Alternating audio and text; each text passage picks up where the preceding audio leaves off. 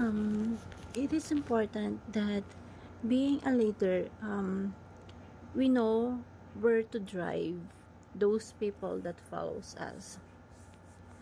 That if you are a leader, it is crystal clear in your mind where to go.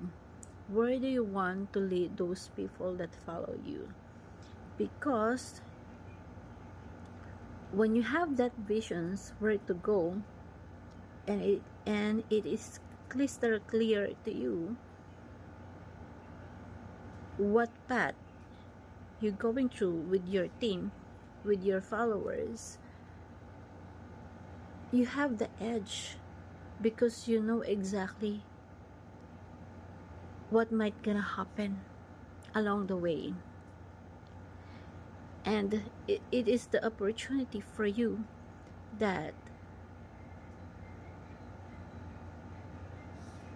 you know exactly, and it is crystal clear to you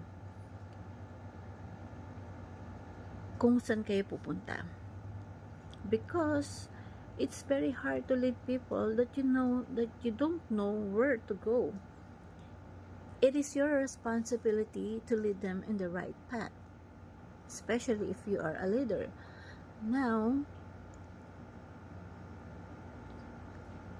when you have that visions where to go, you also have the edge to do what is the right thing to do because you know exactly kung saan kayo pupunta.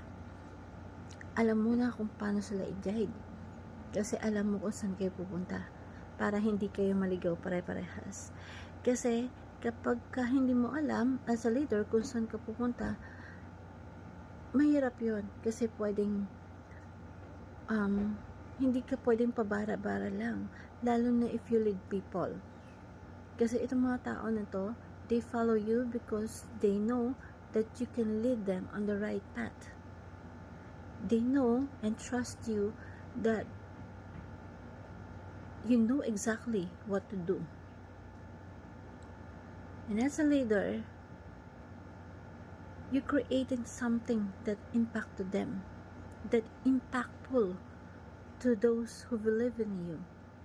That's why it's very critical that you don't know what to do. So, as a leader, being in control in the situation, know exactly what to do, know what is the right path, and know what is your purpose, where to go, and what is your goal